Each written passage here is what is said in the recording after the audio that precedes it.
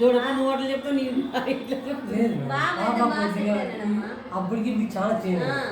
అంటే అప్పుడు 1 2 3 ఏం రాకపోయా. ఇప్పుడు స్పెల్లింగ్స్ అన్ని మేము అడిగితే కన్నా సెంటర్లో ఎక్కడ కానీ అడిగితే చెప్తుంది. ఎవరు పాప చైత్రిక. ఇంతకుముందు అయితే అసలు 1 2 3 కూడా రాకపోయా.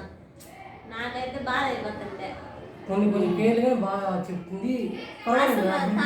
తనే రాకపోయా ఇంగ్లీష్ చాలా చేంజ్ అయింది.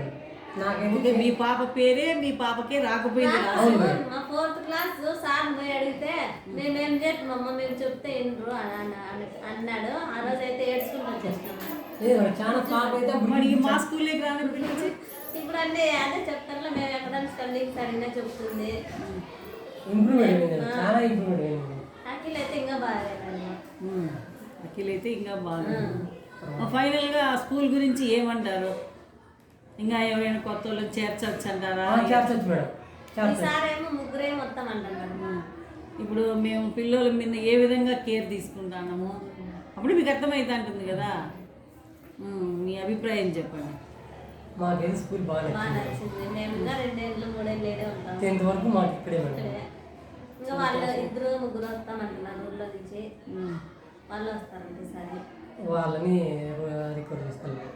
వాళ్ళకి చదువు రాదు. అయినా పర్వాలేదు, చదువు రాని పిల్లలకు చదువు చెప్పేది ఈజీ. చైతు వాళ్ళ స్కూలే వాళ్ళ క్లాసేనమ్మా. వాళ్ళు 4th ఇప్పుడైతే ముందు 5th పోతారు. వాళ్ళకి కానీ రాదంట. వాళ్ళ అమ్మని చేర్పించాలా అని 2 రోజులు 3 రోజులు అడిగిందండి. చదువురాని పిల్లలకు వాళ్ళకి చెప్పే పద్ధతిలో చెప్తే వాళ్ళు క్యాచ్ చేస్తారు. ఇప్పుడు కొంతమంది చదువు వచ్చేవాళ్ళు ఉంటారు, కొంతమంది రానోళ్ళు ఉంటారు, కొంతమంది ఒక్కసారి చెప్తానే క్యాచ్ చేసేవాళ్ళు. కానీ మేము ఎట్లా చేస్తామంటే ఎవరెవరి లెవెల్కి మేము పోయి వాళ్ళు నాకు అర్థమవుతుంది. ఇప్పుడు ఒక విద్యార్థిని నేను కొంచెం అబ్జర్వ్ చేస్తే వీడికి ఇట్లా చెప్తేనే అర్థమవుతుంది అని అది కానీ గ్రహించుకుంటే గాన వాళ్ళకి తగిన పద్ధతిలో మనం చెప్పినామంటే వాళ్ళు కవర్ అయిపోతారు. అందరికీ ఒకేలాగా చెప్పడానికి ఉండదు. వాళ్ళని బట్టి వాళ్ళ మనసును బట్టి వాళ్ళు ఎట్లా చెప్తే క్యాచ్ చేస్తారు. ఆ విధంగా వెళ్ళిపోయినామంటే ఈజీగా చదువుకుంటారు. ఇప్పుడు మొత్తంగా మీ 2 పిల్లలు ఎట్లున్నారు అంటారు? అక్షరాలు కానీ బాగా రాస్తుంది మా చేతిలో. మా పిల్లలు అయితే పర్వాలే. అప్పటికి ఇప్పటికి చాలా తేడా చేయదు. సంతోషం. మేము ఉండే చెప్పాలా చాలా రికవరీ అయినారు పిల్లలు. ఆడ ఊళ్ళో ఉన్నప్పటికీ ఇప్పటికీ చాలా తేడా వచ్చింది. మీరు కానీ కొంచెం బాగా కొద్దిగా కేర్ అయితే తీసుకుంటాం. దాని గురించి మీకు ఆలోచనే వద్దు. ఆ రోజు చెప్పినారు కదా. ఒక్కసారి మా స్కూల్లో పిల్లలు వచ్చేస్తే ఇంక వాళ్ళు మా పిల్లోళ్ళే. కాబట్టి ఎవరికి ఎట్లా కేర్ తీసుకోవాలనేది ఆలోచన చేసి మేమైతే తీసుకుంటాము. మొత్తం మీద మా స్కూల్ ఎట్లుందంటారు? బాగా నచ్చింది మేడం. ఎడ్యుకేషన్ పరంగా అయితే బాగా నచ్చింది. సంతోషం. నేను ఇంత చుట్టుపక్కల చూస్తాను ఈ ఏరియాలో నాకైతే బాగా నచ్చింది మేడం స్కూల్. ఈ ఏరియాలో 3 నిమిషాలు అయింది.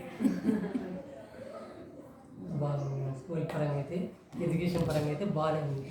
భోజనము మధ్యాహ్నం భోజనం పెడతాం కదా చెప్పారు. అది కానీ బాగుంది. ఫుడ్ అయితే బాగుంది. ఫుడ్ అయితే బాగుంది. సాంబారు ముద్ద బజ్జీ ముద్ద చేసిన రోజు అయితే బాగా తింటారంట పిల్లలు. బెండకాయలు ఉన్నప్పుడు బెండకాయలు లేకి ముద్ద చేసి బజ్జీ చేపిస్తాం. అవును, అది బాగా నచ్చింది. పలావ్ నచ్చదన్నా? ముద్దానన్నా అదే బెండకాయ వచ్చి బాగా నచ్చిందంట మాకు. పలావ్ కూడా పెడతాం కదా. అవును మేడం, చెప్తారు పిల్లలు అయితే చెప్పినారు. బాగుంది. పలావ్ కూడా వారానికి ఒకసారి.